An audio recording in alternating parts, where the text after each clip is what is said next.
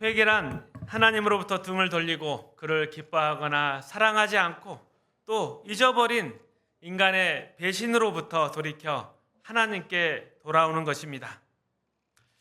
그런데 회개하라고 외치는 세례 요한의 사역이 이미 이사야 40장에 예언되고 있었고, 그 내용을 살펴보면 이 하나님과 인간 사이에 이 배신과 불화, 그것을 해결하는 것은 죄를 저지른 인간이 아니라 바로 하나님이셨습니다.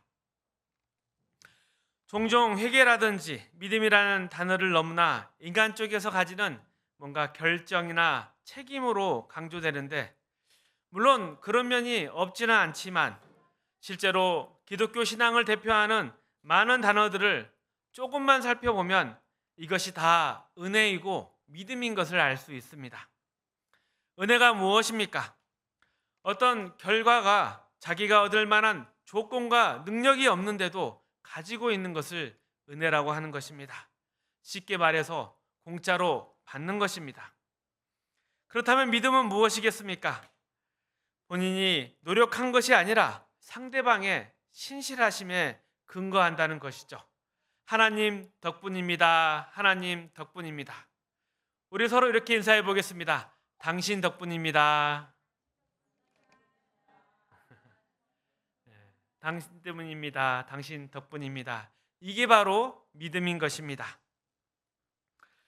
회개가 우리 쪽의 조건과 책임이 아니라 오히려 하나님께서 우리와의 관계를 정상화시키기 위해서 그 길을 여시고 십자가의 예수를 통해서 그 모든 장애물들을 제거하고 찾아오신 것처럼, 마찬가지로 세례에서도 우리의 처지와 예수 그리스도로 말미암은 구원에 나타나는 하나님의 놀라운 은혜가 더 강조가 됩니다. 우리가 다루는 회개나 세로는 지금 마태복음을 풀어가면서 예수 그리스도가 누구인가 이러한 측면에서 설명하는 것이기 때문에 성경에서 말하는 모든 내용을 다 담을 수는 없지만, 회개나 세례에서 성경이 무엇을 강조하고 있고 또 무엇을 우리에게 알리려고 하는가 분명히 이해하는 노력을 해야 합니다. 세례 요한의 외침, 회개하라 천국이 가까웠느니라, 이러한 외침은 세례로 이어집니다. 그렇다면 세례는 무엇일까요? 세례는 한문으로 씻는 의식입니다. 물로 세례를 주니 마치 빨래를 하듯이 무엇인가 더러운 것을 씻어내는 것입니다. 씻어낸다는 것은 어떤 물체의 겉면에 붙어있는 오염을 분리시키는 것입니다. 그런데 만약 그 물체 자체가 완전히 오염되어 버렸다면 어떻게 해야 할까요? 고린도서 10장입니다. 형제들아, 나는 너희가 알지 못하기를 원하지 아니하노니 우리 조상이 다 구름 아래에 있고 바다 가운데로 지나며 모세에게 속하여 다 구름과 바다에서 세례를 받고 다 같은 신령한 음식을 먹으며. 여기서 구름과 바다에서 세례를 받았다, 이런 표현은 홍해를 가리킵니다. 이 사건은 이스라엘 백성이 종되었던 애굽에서 모세를 따라 홍해를 건너 탈출하는 그 사건을 이야기합니다. 이 홍해를 건넌 것을 세례를 받았다라고 합니다. 홍해를 건너기 전에는 이스라엘은 애굽의 노예 상태에 있었습니다. 그리고 홍해를 건너고 나서는 이제는 자유인 하나님의 백성이 되었습니다. 세례라는 말 속에 본래부터 불결한 것을 이제 분리시켜 부정한 것에서부터 분리한다, 또 깨끗이 한다, 이런 의미가 들어있는데, 지금 이스라엘 백성이 애굽에서 탈출하여 종되었던 자리에서 자유인이 되었다, 이렇게 신분이 바뀌게 된 걸, 신분이 이동하게 된 것을 세례라 하고 있는 것입니다. 로마서 6장 3절입니다. 무릇 그리스도 예수와 합하여 세례를 받은 우리는 그의 죽으심과 합하여 세례를 받은 줄을 알지 못하니라. 그러므로 우리가 그의 죽으심과 합하여 세례를 받음으로 그와 함께 장사되었나니 이는 아버지의 영광으로 말미암아 그리스도를 죽은 자 가운데서 살리심 같이 우리도 또한 새 생명 가운데로 행하게 하려 함이라. 만일 우리가 그의 죽으심과 같은 모양으로 연합한 자가 되었으면 또한 그의 부활과 같은 모양으로 연합한 자도 되리라. 우리가 알거냐 우리의 옛사람이 예수와 함께 십자가에 못 박힌 것은 제 몸이 죽어 다시는 우리가 죄에게 종노릇하지 아니하려 함이니 이는 죽은 자가 죄에서 벗어나 의롭다 하심을 얻었음이라. 만일 우리가 그리스도와 함께 죽었으면 또한 그와 함께 살 줄을 믿노니 이는 그리스도께서 죽은 자 가운데서 살아나셨으며 다시 죽지 아니하시고 사망이 그를 다시 주장하지 못할 줄을 알미로라. 그가 죽으심에 죄에 대하여 단번에 죽으시며 그가 살아계심은 하나님께 대하여 살아계심이니 이와 같이 너희도 너희 자신을 죄에 대하여 죽은 자요 그리스도 예수 안에서 하나님께 대하여는 살아있는 자로 여길지어다. 우리가 예수와 함께 세례를 받았다고 합니다.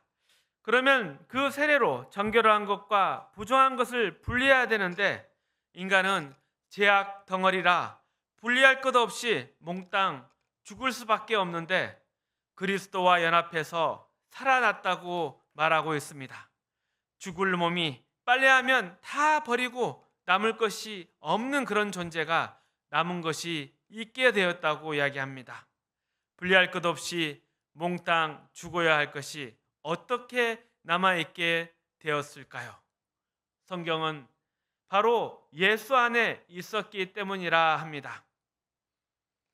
세례에 관해 이 같은 뜻을 내포한 잘 보여주는 대표적 사건이 노아의 홍수 사건입니다. 노아 홍수 때 모든 것이 다 물에 빠져 죽었습니다. 단지 노아 방주에 탄 사람만이 살아남았습니다. 또한 금방 읽었던 고린도전서에서 보듯이 모세의 이야기도 이스라엘 백성이 애굽의 노예 신분에서 벗어나려면 죽어야만 하는 것을 말합니다. 죽으면 노예가 아닌 것이죠. 그러나 죽어버리면 노예라는 상태는 끝이 나지만 자유인으로서의 삶의 기회는 없습니다. 그래서 애굽에서 벗어난 사건을 홍해에서 구름과 바다에서 세례를 받았다 표현하는데 이것이 노예의 상태에서 자유인의 상태로 옮겨진 것입니다. 이 홍해를 들어가서 어떻게 살아서 나왔는가? 그것은 이스라엘 백성이 모세 안에 속해 있기 때문입니다. 이러한 사건들은 모두 예수 그리스도가 하실 일에 예표드린 것입니다. 로마서 6장에서 보는 바와 같이 우리는 죄인이었기 때문에 죄 아래 다 죽었어야 합니다. 죄를 씻으면 우리는 남은 것이 없는 존재입니다. 그러나 예수 그리스도는 사망이 그분을 공격해 삼킬 수 없고 그 가운데 있더라도 살아나신 분이십니다. 왜냐하면 죄가 없기 때문입니다. 사망이 물을 공격해도 물이 그를 공격해도 그는 죽이지 못했고 삼키지 못했습니다. 이 물 속에서 걸어 나오셨습니다. 그리고 우리가 이 예수 그리스도 안에 있기 때문에 우리도 물에서 죽지 아니하고 걸어 나올 수 있었습니다. 그러기에 세례를 받는다는 것 가장 중요한 것은 누구와 함께 받았느냐, 바로 이것이 중요한 것입니다. 부정한 자리, 부정한 존재로부터 정결한 자리, 정결한 존재의 이동, 이것이 바로 예수 그리스도를 통해서 우리에게 이루어진 것입니다.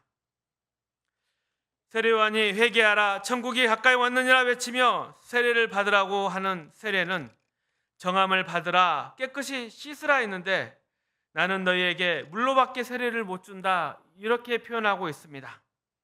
마태복음 3장 11절 나는 너희로 회개하게 위하여 물로 세례를 베풀거니와 내 뒤에 오시는 이는 나보다 능력이 많으시니 나는 그의 신을 달기도 감당하지 못하겠노라. 그는 성령과 불로 너희에게 세례를 베푸실 것이라.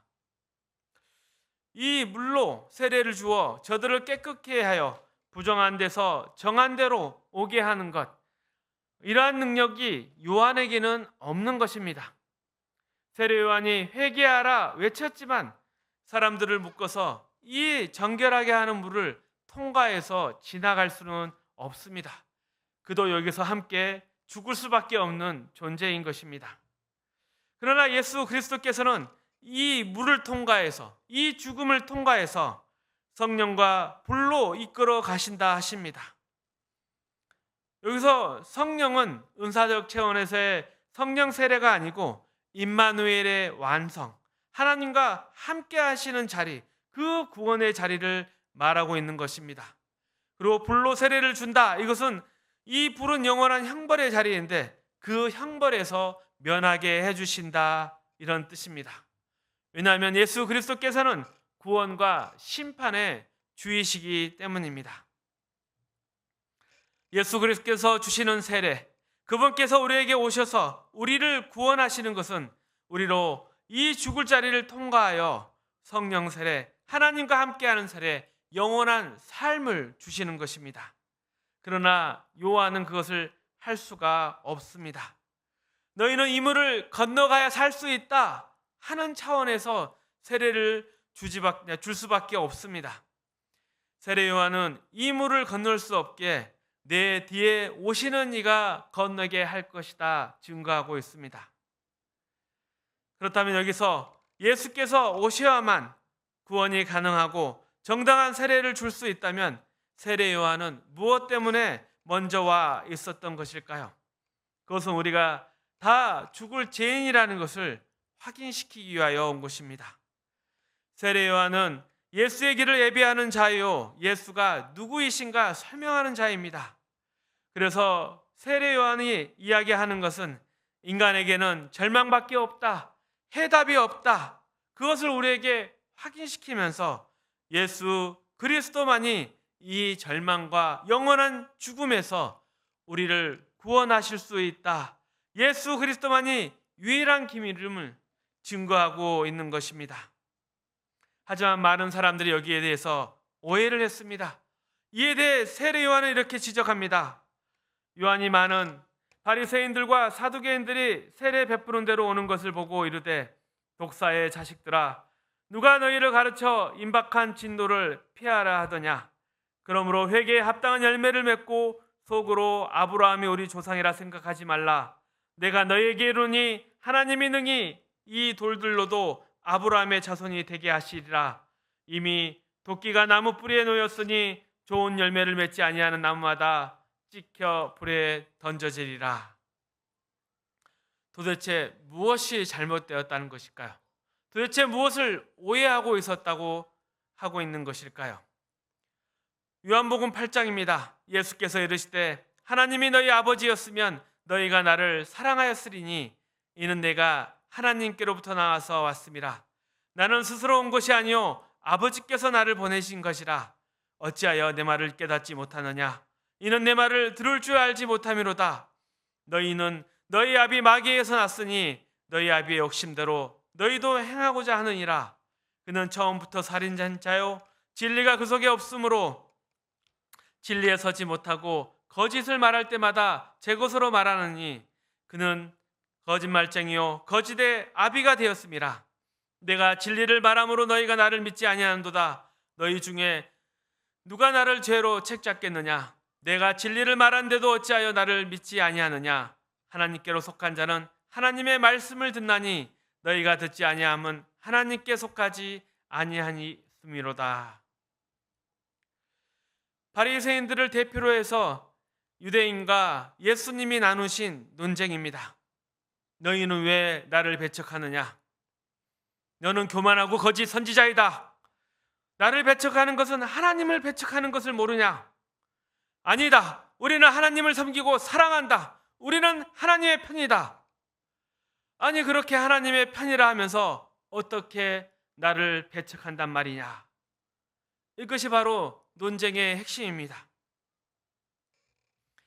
기독교에서 구원이란 하나님과의 화목입니다. 하나님과의 화목을 이루는 유일한 방법은 예수 그리스도를 통해 그 화목의 장애물, 죄를 제거하는 것입니다.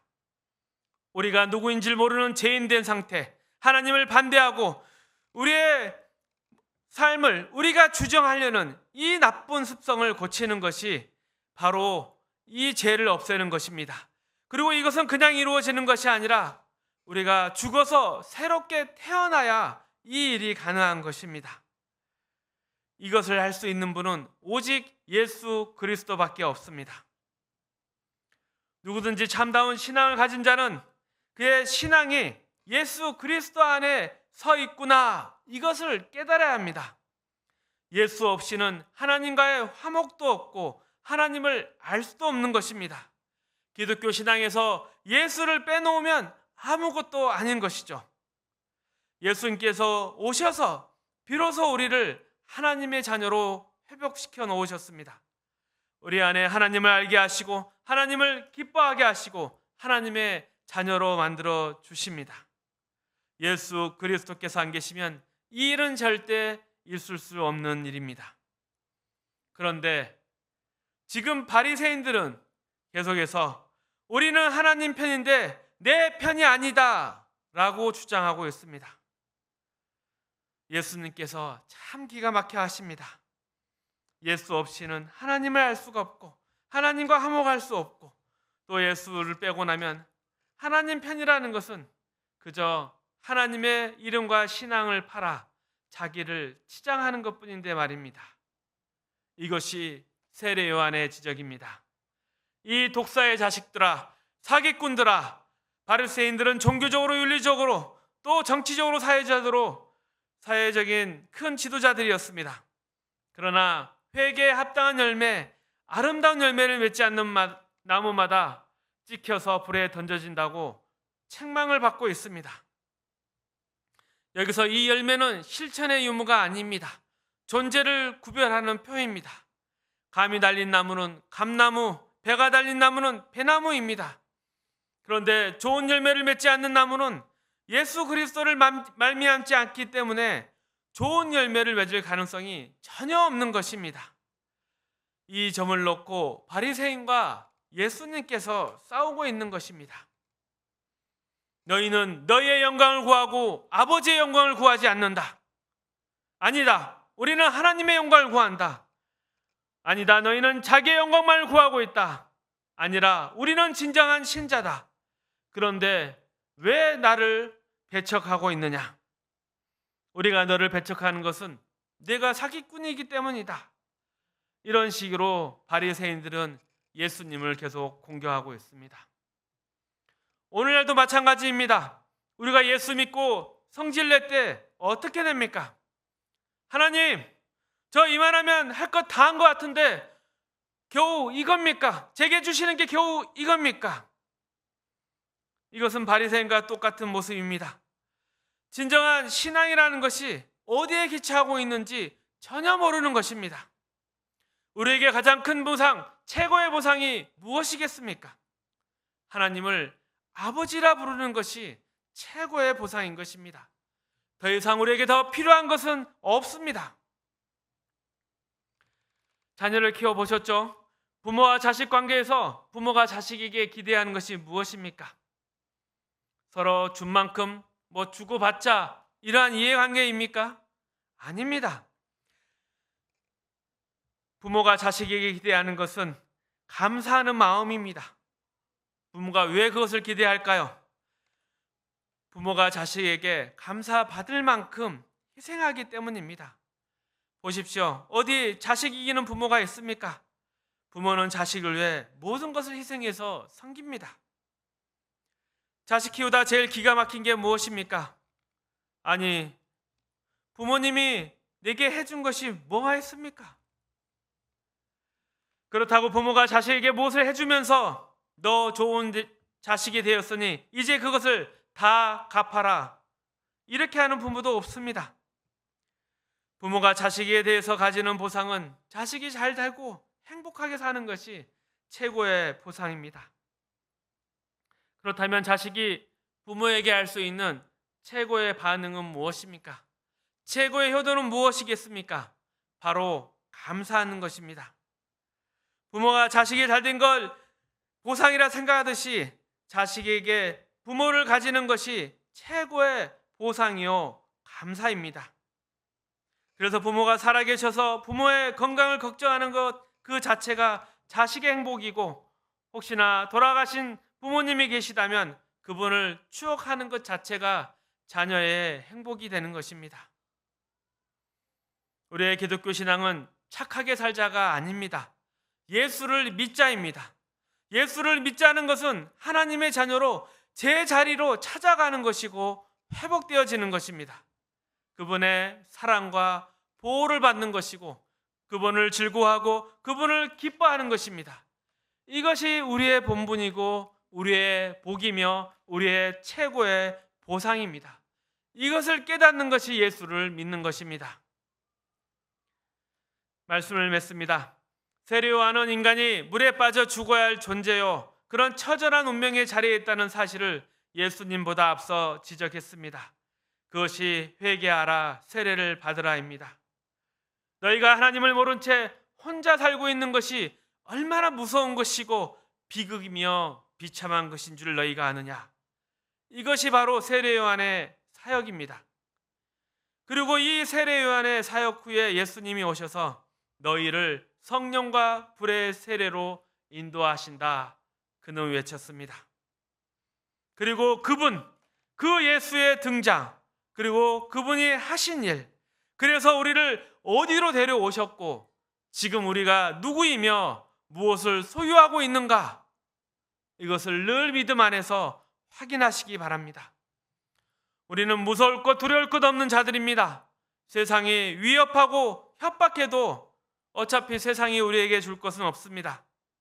예수 믿는다, 이 고백이 갖는 복된 운명과 지혜를 깨달으십시오. 승리와 영광으로 약속된 성도의 이 인생에 대한 깊은 이해와 통찰을 가지십시오. 그리고 이것이 지금 이 순간뿐만 아니라 저 영원까지 이루어진다는 것을 생각하십시오.